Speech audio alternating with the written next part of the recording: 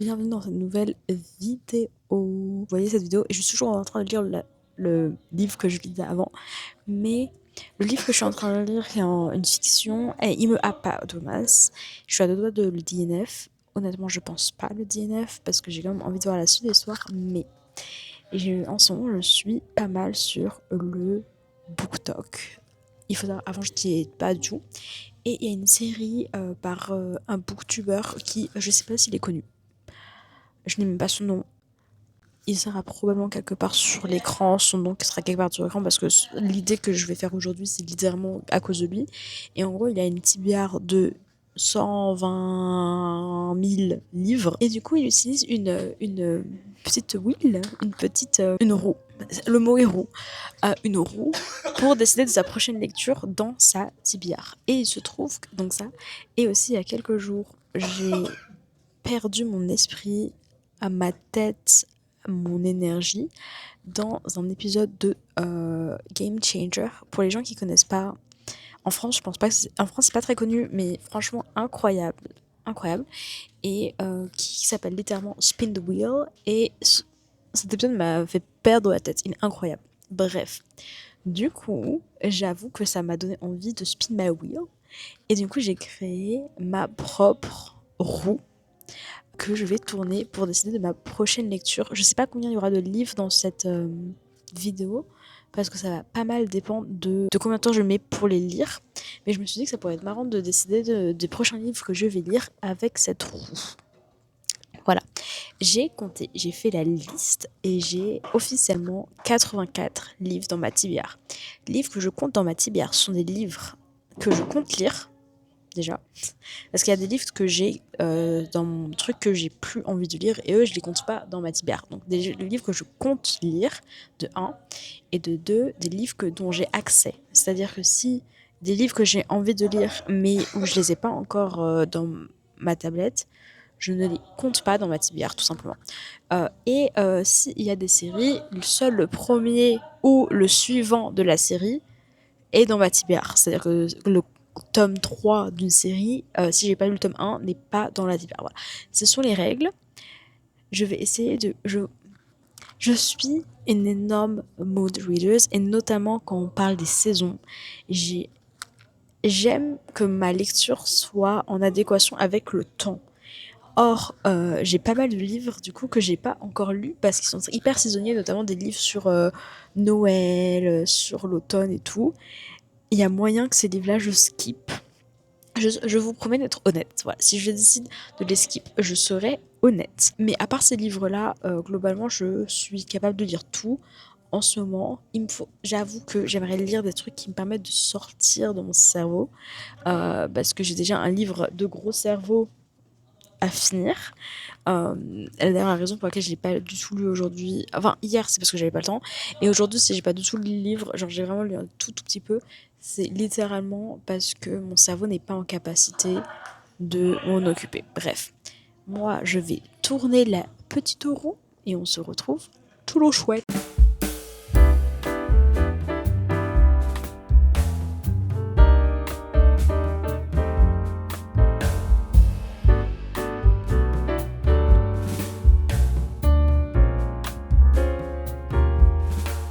Mon nouveau livre à lire est donc Lady Macbeth par Ava Reid. J'ai déjà lu cette autrice et c'est une autrice que j'aime bien, du coup je suis contente. Je ne sais pas à quel point ça va être positif dans le sens où ça a l'air d'être un livre hyper dark et sombre et basé sur Shakespeare. Shakespeare dont je n'ai absolument pas lu les travaux.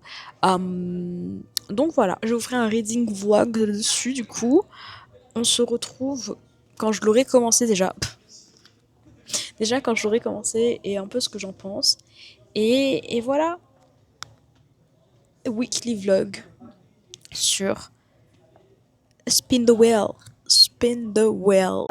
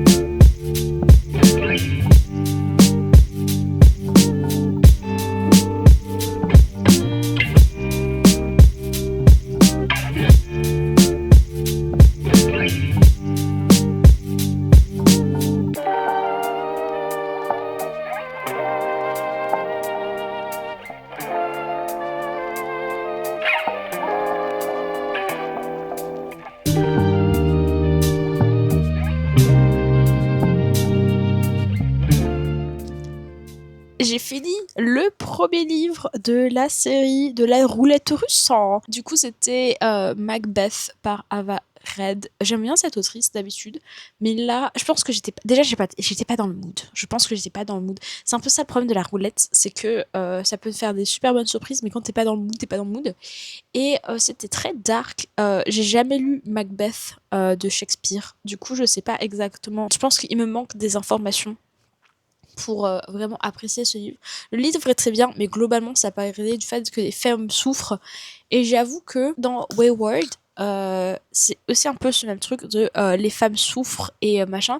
Mais je trouve que le clapback de fin m'avait fait tellement plaisir, m'avait tellement rendue heureuse que ça a fini par être incroyable. Et voilà. Dans Macbeth, déjà vu que c'est historique, ça se passe dans les temps anciens dont j'ai pas l'année. Ça fait que tu te sens moins touché parce que c'est des situations qui peuvent toujours arriver aujourd'hui, mais qui arrivent quand même vachement moins. Alors que là, dans le livre, c'est expliqué, voilà, tout ce qui est viol, ça se passe, c'est hyper quotidien, c'est comme ça que les femmes vivent, machin, machin. Les hommes sont tous extrêmement horribles, de la pire version d'eux-mêmes, et les femmes sont tout à fait d'accord avec ça parce qu'en fait, c'est juste la société dans laquelle elles vivaient et tout. Et du coup, ça fait que je m'énerve moins parce qu'il y a plus une sorte de recul historique de oui, à l'époque, les femmes étaient traitées comme de la merde, on est au courant, tu vois. Est-ce que ça m'a fait plaisir de voir une femme se faire violer une fois? Non. Est-ce que ça m'a fait plaisir de voir une femme se faire battre? Absolument pas. Du coup, il y a eu très peu de positifs dans cette lecture. Pas forcément en mode c'était une mauvaise lecture en soi, mais juste que c'est pas forcément une lecture plaisante. Euh, voilà. Euh, du coup, ce premier livre est un peu un flop. Je lui ai mis 3 étoiles de mai. Voilà. Première lecture un peu en flop, mais on va voir dans cette première lecture. Je ne sais pas combien de livres je ferai dans cette vidéo. Ce premier livre m'a pris 5 jours à lire. Avec un peu de chance, bientôt j'aurai plus de temps, donc je vais lire plus de livres. Euh, mais voilà. Allons voir ce que la roulette me dit pour la prochaine lecture. J'aimerais bien un truc chill. Un truc qui me permet de me ressourcer après cet enfer et la difficulté de cette lecture.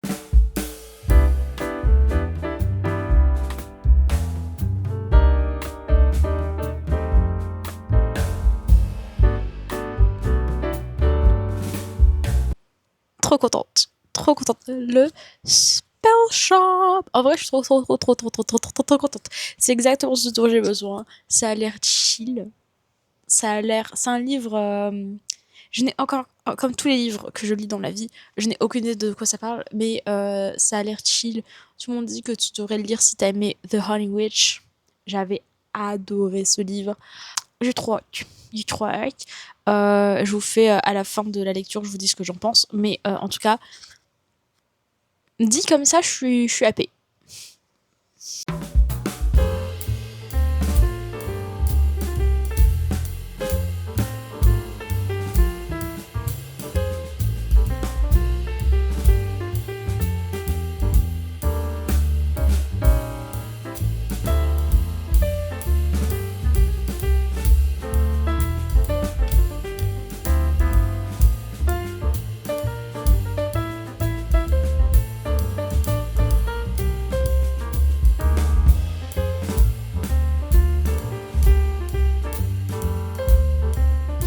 J'ai fini The Spell Shop. Et j'ai grave le seum, les gars. Les gars, j'ai grave le seum. Ce livre était parfait. Je vais pas, j'essaie de pas spoiler, mais ce livre était parfait. Hein. Ça ouvre sur une scène à base de révolution, qui n'est pas du tout, genre une révolution qui tourne mal, mais l'héroïne est toujours là en mode. Honnêtement, je suis avec eux. Honnêtement, je suis avec eux. Voilà, je suis avec. Ils font de la merde là à l'instant T, mais je suis grave d'accord avec eux. Donc il y a ça. Une révolution qui tombe. C'est normal, une révolution qui tombe toujours un peu mal sur certains points. Donc, un dommage collatéral d'une révolution qui fonctionne en plus. Donc, ça fait plaisir. Ça part sur. Elle arrive sur une île. Vraie évolution de caractère, de personnage. Le gars, adorable. Adorable mec. Petit bibibou. Toute la création d'une communauté. Bref, tous les trucs qui me rendent heureuse dans la vie étaient dans ce livre. Et j'étais tellement contente. J'étais en mode, ah putain. En plus c'est un livre de l'été. Voilà, si vous voulez le lire, moi je vous le dis, lisez-le en été. C'est un livre de l'été, près de la plage. Des fois, il y a un peu des... Il fait hyper... Genre, tu sens que c'est vraiment... C'est sur une île, il fait chaud, il fait humide. Enfin, vraiment, c'était... Les vibes étaient tout était bien. Tout était bien. Genre, vraiment, j'étais trop heureuse. Jusqu'à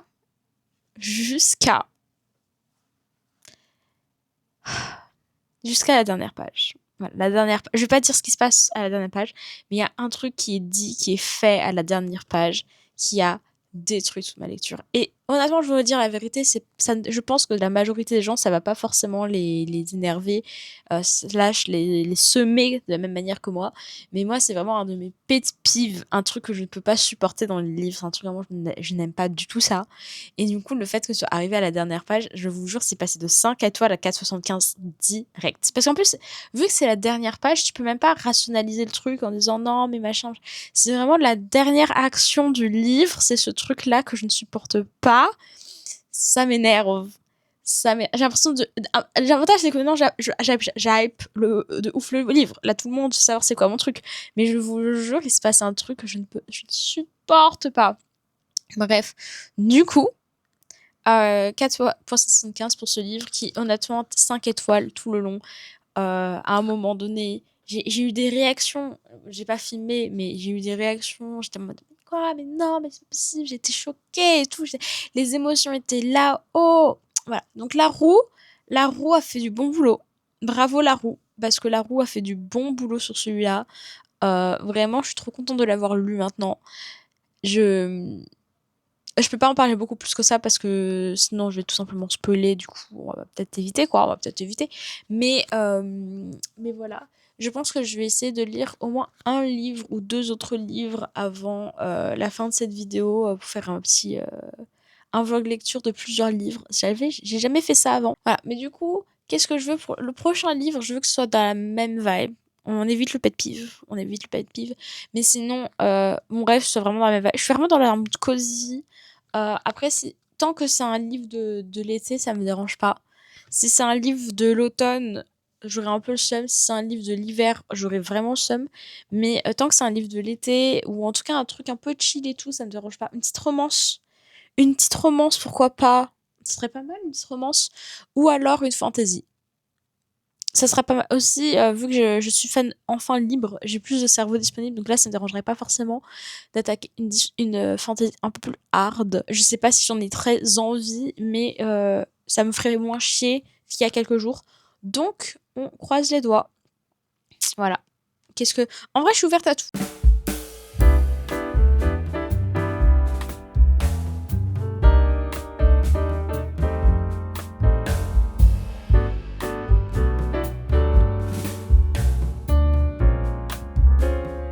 Alors, L'esclave. Il s'agit du premier livre de ce prince captif. Je ne me rappelle plus quelle version j'ai sur mon e-book. Du coup, je vais vérifier tout de suite pour savoir si j'ai la version complète du prince captif, c'est-à-dire une version beaucoup trop longue. Vraiment beaucoup, beaucoup trop longue. Ou alors si j'ai que le tome 1. Si j'ai que le tome 1, ça me dérange pas forcément. Si j'ai vraiment la version de 300 milliards de pages, il y a moyen que ce soit mon dernier livre du vlog. Donc après vérification, j'ai l'intégrale du Prince Captif, ce qui est un vrai plaisir. Hein. Un vrai plaisir, j'adore avoir l'intégrale. Le nombre de pages, j'ai pas encore affiché sur ma liseuse, qui me dit que ça va être long. Ça va être donc le dernier livre de ce vlog. Ça va me prendre au moins une semaine de passer dessus. Combien? 1149 pages sur ma liseuse. Écoutez, c'est un grand livre. J'avoue que j'avais pas forcément prévu que ce soit un livre aussi long. Mais ça sera donc un livre aussi long. On va se retrouver... On se retrouvera quand je l'aurai fini. Peut-être que je ferai des petites pauses entre les livres. Parce que du coup, moi, je considère que ça, c'est un livre. Même si techniquement, j'ai eu l'esclave, j'ai eu que le tome 1, enfin le livre 1. Je considère qu'il faut que je lise l'intégrale parce que le livre que j'ai dans ma bibliothèque, c'est l'intégrale. Du coup, je vais lire l'intégrale. Je vais peut-être faire une pause à chaque tome. Mais voilà, allez, allez, folle du bus celle-là. Je ne m'attendais pas à ça.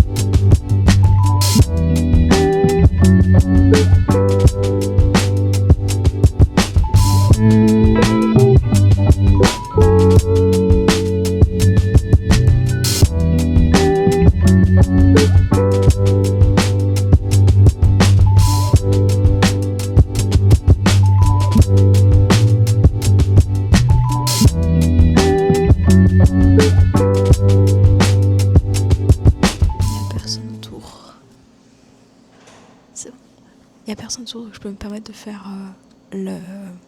ce montage vidéo où je parle du livre. Donc j'ai fini le tome 1 du Prince Cruel. Encore une fois, j'ai l'intégrale, donc j'ai pas fini le livre. Donc je vais essayer de finir le livre. Et honnêtement, je suis choquée. Genre vraiment.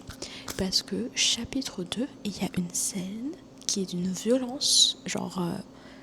franchement, je suis pas le genre de personne qui est choquée facilement dans les livres. Genre vraiment, j'ai pas une image hyper visuelle quand je lis. Du coup, ça fait que je suis pas hyper facilement choquée. Mais même moi, là, ça m'a choquée parce que vraiment, c'était hyper violent. Et honnêtement, ce qui m'a choquée le plus, c'est le fait que j'étais pas au courant. Alors que ce livre, il est hyper populaire et que j'ai l'impression que on n'en parle pas. On parle beaucoup de l'histoire d'amour qui a pas commencé. C'est normal, c'est un slow burn de l'histoire d'amour, a pas tout commencé. On voit un peu. Genre, tu peux la sentir venir, mais pas plus que ça. Par contre, le fait que, genre vraiment, chapitre 2, t'as une des scènes les plus violentes que j'ai jamais lues dans un livre de ma vie, et que personne n'en parle, je suis toujours choquée. Donc voilà. Sinon, à part ça, du coup, je dirais jusqu'au chapitre. Je crois qu'il y a 13 chapitres dans le premier livre. Et sur les 13 chapitres, j'ai envie de dire, il y en a genre les 6 premiers qui sont extrêmement violents. Genre vraiment, ne lisez pas si vous êtes facilement impressionnable. Genre vraiment, ne lisez pas ça. Parce que vraiment, c'est d'une violence. Genre vraiment, il n'y a aucun trigger warning parce qu'à l'époque, c'était pas forcément commun. Du coup, ça fait qu'il y a pas du tout trigger warning. Donc moi, je voulais faire les trigger warning. Trigger warning pédophilie. Trigger warning viol sur page de manière hyper graphique, de manière hyper violente. Trigger warning, c'est un truc. Après, c'est pas tellement un trigger warning, c'est juste comme un truc que je déteste, c'est les descriptions de corps hyper graphiques. Genre vraiment, c'est genre dans le prologue, t'as une description des dessins. C'est littéralement des seins bien remplis, genre vraiment. Et je trouve que après avoir fini le premier livre, je peux te dire que je trouve qu'il y a très peu de corps féminins qui sont décrits parce que la très grande majorité des personnages sont des hommes. Et genre vraiment, je crois il n'y a pas un seul personnage féminin qui est important. Mais bon, ça c'est pas grave. Je suis pas fan de ça, mais c'est pas grave. Par contre, le peu de fois où il y a une femme sur page, elle est décrite de manière hyper graphique, ce qui est pas forcément le cas pour les hommes. Les hommes, ils sont beaucoup plus romancés. Alors oui, des fois, il y a des descriptions graphiques, mais le truc, c'est que vu que des hommes, il y en a plein, on parle d'hommes tout le temps, de leur gros cerveau, de machin, ça fait que quand il y a une ou deux descriptions bien graphiques de leur corps, ça me choque moins que quand c'est une femme, on en voit. Il y en a trois, je crois qu'il n'y en a qu'une seule qui est réellement nommée. Non, il y en a deux qui sont nommées, je crois. Il y a deux femmes qui sont nommées dans tout le livre. Et les deux sont décrites. Genre, il y en a une à un moment donné, elle est enceinte. Et même la manière dont elle est décrite enceinte, c'est pas genre elle est enceinte. C'est genre vraiment, elle a été engrossée ou je sais pas quoi. Genre vraiment, c'est dégueulasse. Et je déteste la manière dont les femmes sont représentées dans ce livre. Je sais que ça a été écrit par une femme. Je m'en fous. La manière dont les femmes sont décrites, je déteste. Je déteste. Je vais continuer le tome 2 parce que, de ce que j'ai compris, c'est beaucoup moins violent que le tome 1. Et voilà quoi, je suis pas hyper hypée. Il y a franchement de grandes chances que ce soit un 3 étoiles maximum. Mais je sais que c'est un livre hyper culturel, genre tout le monde en parle, tout le monde connaît, donc vas-y, je vais continuer. Mais voilà quoi. Non, vraiment, je déteste les descriptions du corps. Je trouve que c'est hyper violent. Je trouve qu'on n'en parle pas assez. Je trouve que le marketing de ce livre est hyper mauvais. Donc moi, je vous le dis, au chapitre 2, il y a un viol. Voilà, au chapitre 2, il y a un viol. Et pas un petit violounet. Hein. Pas un personnage a été violé. Hein. Ah non, non, non. Vraiment, imaginez le truc le plus graphique, le plus dégueulasse que vous pouvez imaginer. Et c'est le thème du livre. Le thème du livre parle de violence sexuelle. Genre vraiment. Donc j'ai envie de dire, si ce sont des thèmes qui ne vous avez pas envie d'aborder dans le livre, pareil, ne lisez pas ce livre. Moi, j'ai de la chance que j'ai pas vécu de trucs traumatisants dans ma vie. En tout cas, pas de ce type-là, ce qui fait que c'est pas le genre de truc qui me choque ou qui me trigger et qui moi me met très mal. Mais franchement, il y a des gens vraiment, ça me choque le fait qu'on parle plus du fait que c'est un super enemies to lovers que du fait que c'est un des livres les plus violents et graphiques qui est dans le mainstream en fait. Dans le mainstream, je crois qu'il y a très peu de livres aussi violents. Je pense que les autres livres aussi violents qui peuvent exister, c'est dans des catégories un peu plus spéciales, genre horreur, genre vraiment, c'est une dark romance. Genre ce livre, c'est une dark romance et genre le fait qu'on ne parle pas comme tel, et c'est ça qui m'énerve. C'est moins le fait que ce livre existe et que c'est aussi violent, c'est vraiment le fait que j'ai pas été préparée à ça alors que je suis quand même vachement connectée et tout et bref, peut-être pas sous stress rouge, j'ai pas juste lu les bons commentaires, les bons machins, mais vraiment je me rappelais dans ma tête c'était pas un livre violent quoi, et alors que c'est un des livres c'est le livre le plus violent que j'ai jamais lu. Bref, je vais continuer le livre, c'était que moi j'ai pas fini, donc je vais le continuer. Comme vous avez pu le voir en ce moment, je fais beaucoup de side quests, donc voilà. Je sais pas à quel point je vais pouvoir le lire. À la base, je voulais finir avant fin juillet. Mais on est littéralement le 28 ou 29 et je suis hyper occupée les 3 prochains jours, donc je sais pas si je pourrai le finir, mais j'aimerais beaucoup finir. Voilà. Bref, on se retrouve quand j'aurai fini tome 2.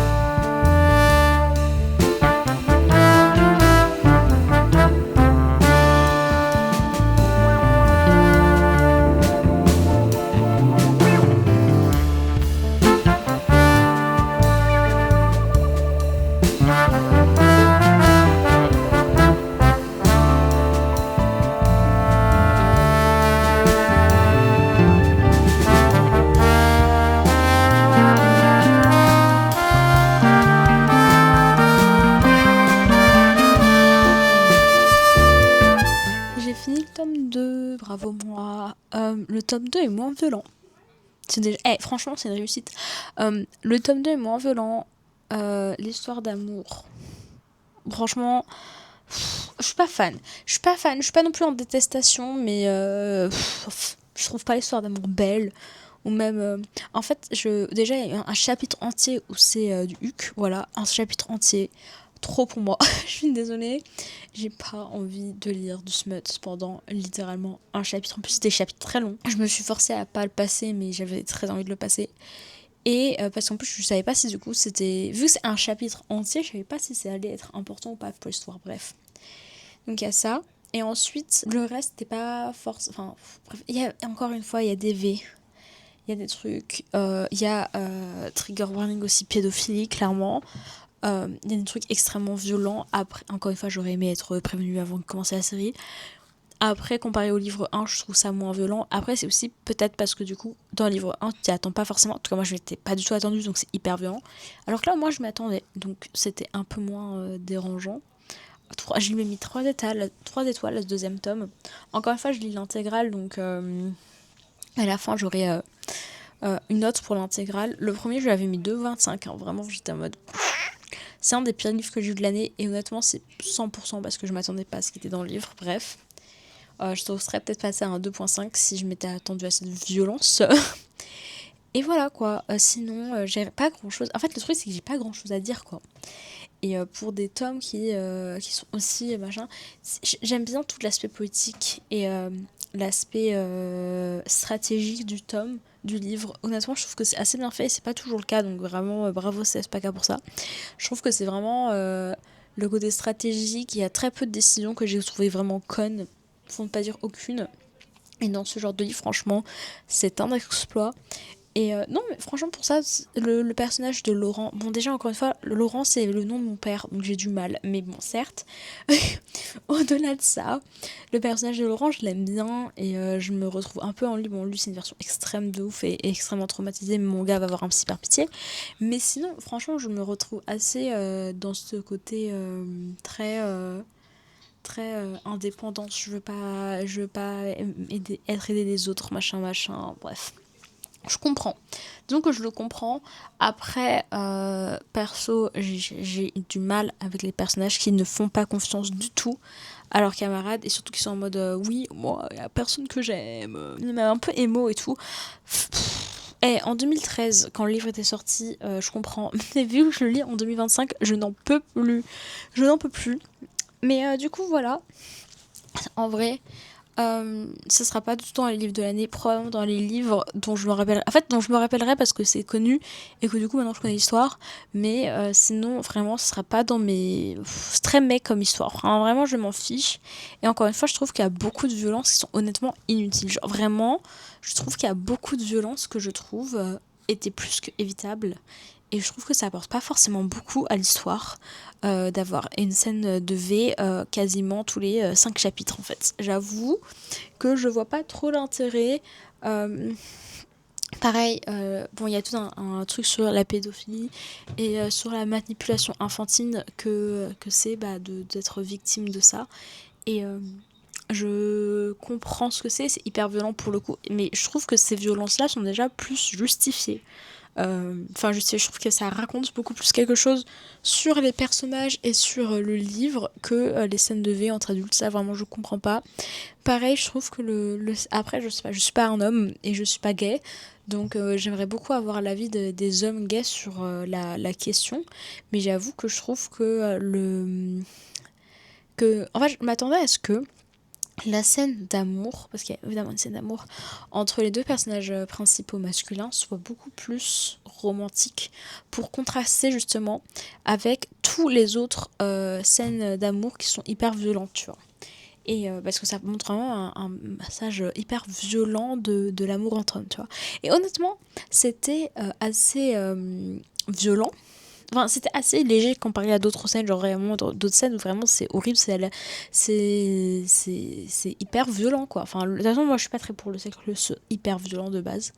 Bref, la scène d'amour entre les deux personnages principaux, déjà, enfin, je déteste ce moment. Déjà, il faut savoir que moi j'ai un hic assez violent pour beaucoup de scènes de bisous ou d'amour, des trucs comme ça, parce que je trouve que dans beaucoup de cas et de livres, le premier bisou ou la première scène de sexe se fait toujours dans un contexte que je supporte pas, en mode, en gros, souvent un des parties est en colère. Et pour une raison X ou Y. Et j'avoue que moi, c'est un truc qui m'horripile. Vraiment, c'est un truc qui m'horripile. De faire sa première fois, bisous, machin, de couple, quand l'un des deux est en colère, vraiment, ça m'énerve parce que je trouve que c'est pas du tout sain. Ça vient pas du tout d'un moment d'amour, mais ça vient d'un moment de haine. Et j'ai l'impression que tu te décharges. Enfin, j'aime pas ça. J'aime pas ça. Et là, c'est le cas. La première scène d'amour, pour moi, hein, après je sais pas si tout le monde l'a lu de cette manière-là, mais pour moi elle vient vraiment à un moment donné où c'est plus une sorte de vengeance slash de colère envers un autre personnage qui est pas dans le couple. Et c'est pour ça qu'il y a cette scène. Et j'avoue que moi j'ai beaucoup de mal avec ça parce que je trouve pas ça romantique en fait. Et le truc c'est que je sais que les deux personnages vont finir romantiquement, enfin qui sont romantiques, genre ça se voit dans la manière dont c'est créé et tout, que y a un vrai truc romantique, c'est pas juste du sexe pour du sexe. Et j'avoue que moi j'ai beaucoup de mal avec ça. J'ai beaucoup de mal avec ça. Et j'avoue que je commence à en avoir un peu marre qu'on romantise. Après, encore une fois, ce livre est sorti en 2013, mais le problème c'est que je le vois encore dans des livres beaucoup plus récents. Et j'ai un peu marre qu'on romantise ce truc-là de je suis hyper en colère, moi. Eh frère, t'es en colère, me touche pas en fait. Moi, je veux que ça vienne d'un moment d'amour, d'harmonie, un moment où on est calme, on est heureux. À la limite, tu vois, genre un excès de joie, ça finit en premier bisou, pourquoi pas, mais un excès de colère ou un excès de tristesse aussi, parce que la tristesse aussi fait ça. J'avoue que j'aime pas. J'aime pas du tout. Je trouve ça pas très sain. Voilà. Et c'est un peu ce qui s'est passé. Donc j'avoue, ce tome. En fait, je trouve que ce tome n'est. En fait, je trouve que c'est de la dark romance. Voilà, c'est un truc trop. C'est hyper violent. Et l'histoire d'amour n'est pas une bouffée d'air mignonne. Tout est juste violent. Et encore une fois, t'as des livres qui font ça, il y a aucun problème. Mais déjà, le fait. On va voir, ça se trouve dans le tome 3, on va découvrir que l'histoire d'amour n'est pas une histoire d'amour. Mais de ce que j'ai entendu, c'est pas le cas. En tout cas, c'est pas comme ça que la majorité des gens l'ont compris. Donc déjà de 1 ça me saoule parce que je trouve que l'histoire d'amour est pas une histoire d'amour dans un livre. Pour moi c'est censé être une bouffée d'air frais. Voilà, c'est un peu en mode la vie est nulle, on est tous tristes, c'est compliqué, vas-y on va avoir une histoire d'amour un peu mignonne pour souffler. Et je trouve que c'est pas du tout ce que ce livre fait et ça m'énerve. Et c'est d'ailleurs très peu de livres le font et je trouve ça vraiment dommage parce que pour moi une histoire enfin pour moi l'amour doit rendre heureux en fait. Voilà, l'amour doit rendre heureux et si t'es pas heureux et que t'es amoureux il faut que ce soit pour une raison autre que ton couple quoi. Et là, dans ce cas-là, en plus, le couple est basé sur un mensonge. Alors, encore une fois, on comprend le mensonge, il n'y a pas de problème avec ça. Mais en attendant, ça reste quand même un couple basé sur le mensonge, ce que je ne supporte pas, je déteste ça. Au vu de la fin du tome 2, le mensonge va bientôt éclater. J'ai très hâte. En plus, ça va vraiment créer un bon drama, un truc un peu sympa à lire. Mais j'avoue que je suis fatiguée. Voilà, je suis fatiguée.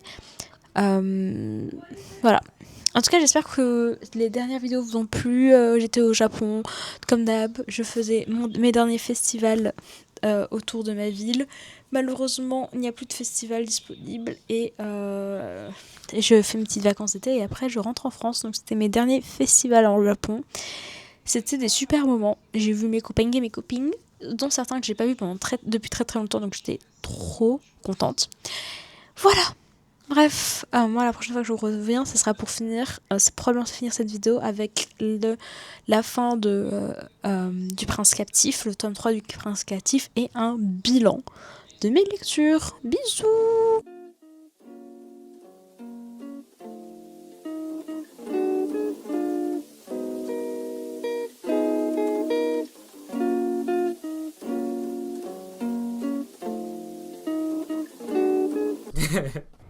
I was hanging with you and then I realized I didn't think it was true. I was surprised when I found out I'd fallen for you.